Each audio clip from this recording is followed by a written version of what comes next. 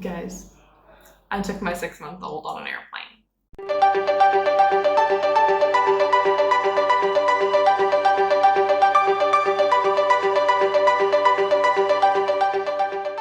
Elisa took her first flight. Yes, it took longer than we were anticipating. However, it was incredible and exciting, and I'm going to tell you all about it and how we prepared, because I think that maybe had an effect on how the turnout was. And there's also a couple things that I want to mention that we would do differently next time. So jumping in, first things first, how did we prepare for her first flight? The first thing that we did when booking flights is we booked a Redeye. I think this is what helped big time when it came to jet lag and being able to adapt to the time change. So because we knew it was a long flight, we went with a Redeye so that she would hopefully sleep most of it, and then wake up and it would just be whatever time it was in our destination. It also actually helped me adjust even before Lisa was born to any transatlantic, trans-Pacific flights. So I kind of tried to do the same even before she was around. The second thing that we did to prepare for this flight was we requested a bassinet. This isn't available on all flights, and in fact, I'm not sure if it's available for all classes. I know that if you're flying first class, it's advised you call before even booking, but it was available on our flight, and it is on a lot of them. So essentially what you do is once you've booked your flight, you can call the airline to request a bassinet. It's usually free. However, you want to do it as soon as you book because they can only be installed in certain seats. So normally it's at the front of the class, like the very front row, because there's the wall there and that's kind of where it hooks onto. So because they can only be hooked up in these like specific spots, you want to request as far in advance as possible because there could be more than, let's say, 4 families flying that would like a bassinet, and they are a first come, first serve. It's worth noting a couple things about these. So there is a weight and length restriction. So you want to make sure that your baby falls in that category in order to be able to use it safely. Also, they do have to be taken down and stowed for takeoff, landing, and turbulence. So pretty much anytime the seatbelt light is turned on. But that being said, it was worth it, even if you could just like put baby in so you can eat, or even just for extra storage space, to be honest. Similarly to that, what helped us was seat selection. So, like I mentioned, you can only use a bassinet if you have certain seats. So if seat selection is available, we went ahead, it was an option for us and it was for free. So we went ahead and booked those seats in advance before even calling the airline. That way we didn't risk other people paying a premium to book those seats and then us not being able to get the bassinet because the seats were already taken. Along with that as well, some airplanes are like 2 seats, 4 seats, 2 seats. If that's the case, we found it a lot easier, especially traveling in the world that we are traveling in currently, to go ahead and book ourselves in a 2-seater because Elisa wasn't a lap infant. We did this for a couple of reasons. One of them being we didn't want other people handling all her things. We didn't want her annoying other people or them being a distraction when she was trying to sleep and things like that. Another way that helped us prepare for this flight was our diaper bag. So I have an entire video on this coming out, or actually by this time it'll probably already be released. But a couple extra items that I don't think I covered in that diaper bag that I did put in the diaper bag for the flight specifically was Tylenol, just in case her ears wouldn't pop. Any of that pain I didn't want her to have to go through for the whole flight. I packed extra soothers because Lord knows if she dropped one, threw one, we lost one. I wanted to make sure we had a backup. I did pack her sleep sack just to kind of help her regulate the fact that it was nighttime and most of the time airplanes are cooler. Extra diapers, so like 2 days worth. I was terrified of it being like the road trip we took where there was just blowout after blowout.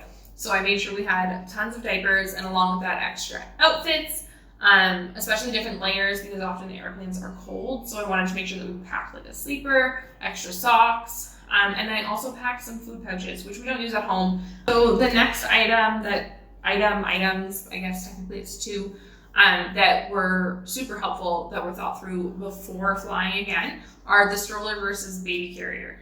debate. When we were picking a stroller, we knew that travel was going to be a big part of our life, and that having a child wasn't going to stop us from traveling.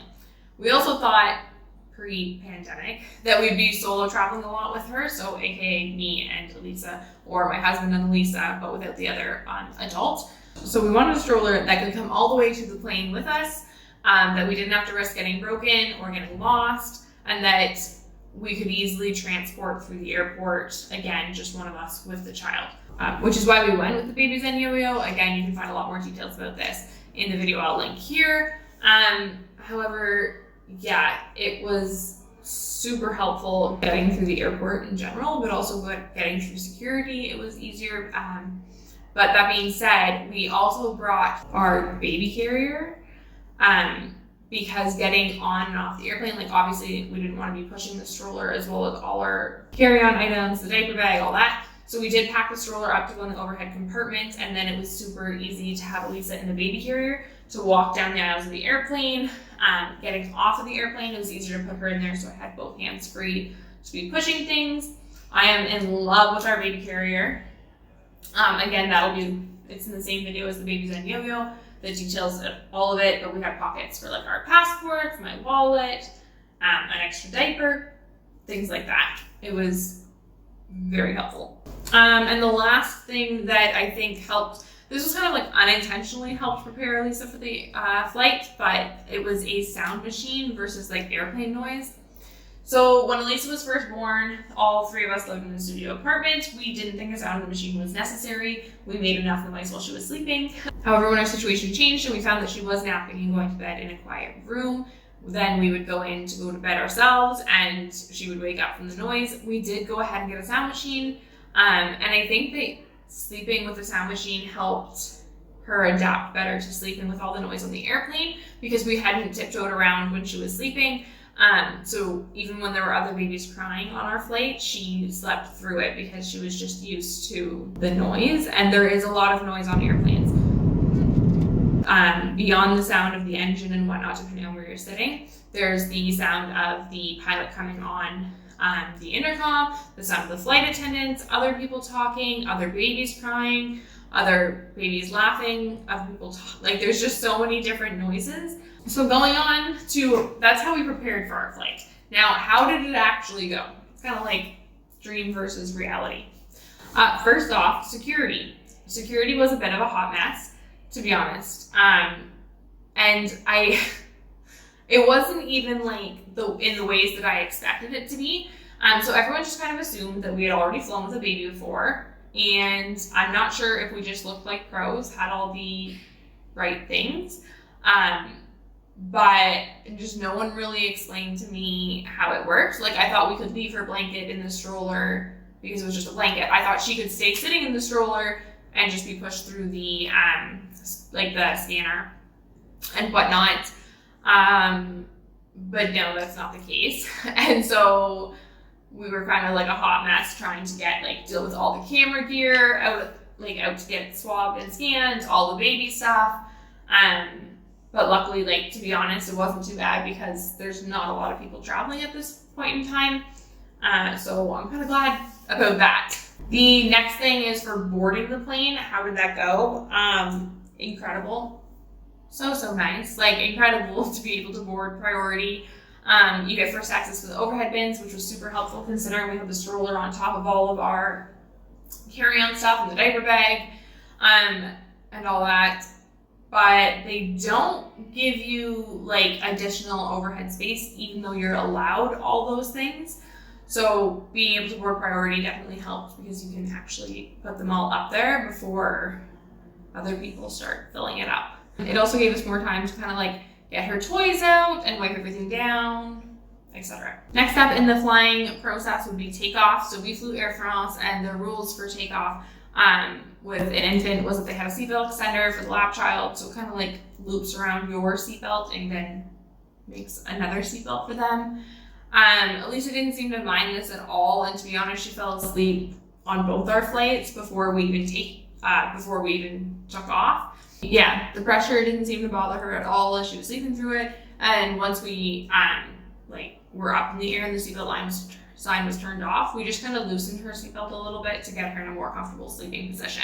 In regards to sleeping, how did she sleep on the airplanes? Well, she fell asleep for takeoff, especially I guess more so the overnight red-eye. She fell asleep for takeoff, and then she did wake up just before we were about to eat dinner. So we kind of swapped off for eating dinner. And then once her usual bedtime came around, she went to sleep and just acted like it was nighttime. We had put her in the bassinet and then hit turbulence, because that's just what happens, your luck. So when I did have to take her out, because as I mentioned previously, the bassinet can't be up during turbulence or anything like that. So I put her back on my lap with her seatbelt on, and she just kind of slept that way for the rest of the flight. It was just easier than putting her back and forth and whatnot. And then when breakfast was served on the flight, we just woke her up, even though she had only had less sleep than usual. We woke her up and went ahead acting as though that was the daytime to help her adjust to the time change. When it comes to changing, so apparently there's a change table in the bathrooms. However, we weren't told about this because, again, they assumed we had flown previously. So we just changed her on our seat while kneeling in front of it. This is doable if you have the extra leg room from being in the front of the section.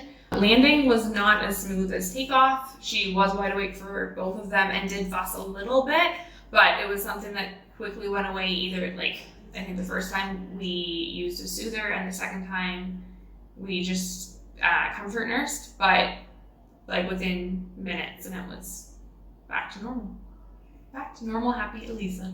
When it came to deplaning, I don't even know if that's a word, but when it came to getting off the plane, this was a hot mess. And I don't know, you're better off just sitting and waiting to be the last ones off the plane, so that you're not trying to gather all your gear while juggling a baby as everyone's trying to push past you and get off. Like I said, putting Elisa in the baby carrier did help, but I think we just had a lot of gear.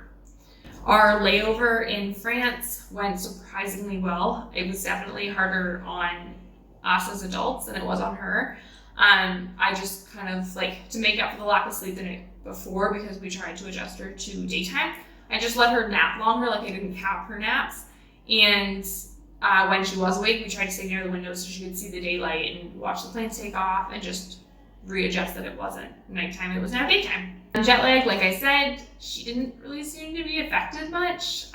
She went to bed just slightly later, I think. There was a lot of excitement when we landed. However, the next thing, it wasn't so much jet lag from sleeping, it was more so her digestion was off. So we had a lot of early morning wakes because she had to poop. Which normally she poops in the morning, so she would poop and then think it was morning at 3 a.m. But I feel after about a week, I think that kind of went away, and her digestive system caught up to her sleeping routine. Finally, what would we do differently? So first off, just less stuff. Ultimately, if you can afford to not bring a carry-on suitcase, just check your bag. Check what you need to bring, and just bring your backpack, the diaper bag, stroller. There's so many extra things, or even just I wish we had left more room in our backpacks for the little miscellaneous things that you get. So the snacks and the duty-free items and water bottles, as well as sweaters that you're wearing when you get there but you don't want to wear on the plane. And we just accumulated stuff that would have been nice to be able to just put in a bag and then just have a bag. Other things we would have done differently. I should have brought Elisa more toys. I really only brought 1 or 2 toys for the airplanes because I didn't want to have to clean all of her toys. But in hindsight, it was 24 hours, and it would have been helpful if we had more than 1 toy for her to play with. Or at least interchange it between flights or at the airport during the layover, things like that. I also wish I brought her cooler clothes. So almost every airplane I've ever been on gets cold. So I made sure to bring extra layers to bundle her up. I brought her sleep sack so that she wouldn't be cold. And this flight was boiling hot.